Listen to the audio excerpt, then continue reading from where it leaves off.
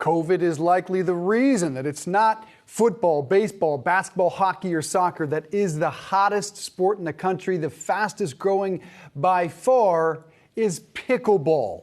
39% growth in 2019. If you haven't played it or seen it, it's essentially a combination of tennis and table tennis, if you will.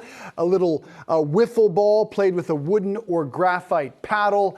And this sport is big business. TV contracts with CBS, Fox Sports, and Tennis Channel. 700 new courts across the country being built by Lifetime Health Clubs. Mark Lazary, legendary investor, has invested in the game, as his media tycoon Gary Vaynerchuk. But the question is, does Rachelle have any idea what we're talking about? No pickles are actually involved in this game, you do know. Well, you know I already hate pickles, but I had literally never even heard of this sport. I would drive and I would see people on the tennis courts. I'm like, why are you misusing the equipment? What is this? No, this is for tennis. But then I kept hearing about it. I would see it on TikTok, and I was like, okay, let me look up what this thing is. So it looks like you're essentially standing on a table tennis court. And I do like the fact that clearly it's an easy, there's very few barriers to entry, and a lot of people of different ages seem to enjoy it. I'd definitely be willing to give it a try, especially, the weather's getting nice.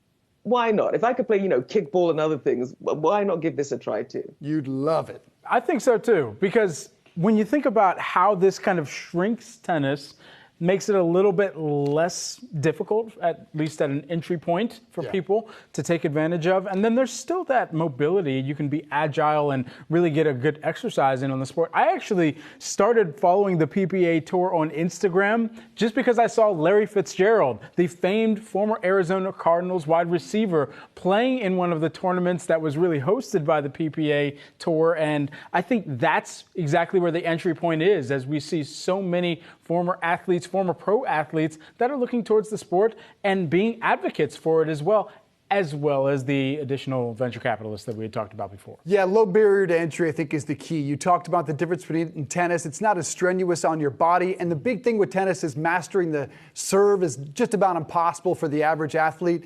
This is the easiest serve on the planet, just underhand at Rachelle. Leonardo DiCaprio is playing. The biggest company providing equipment, Pickleball Central, says sales are up 30 to 40%. It is huge business.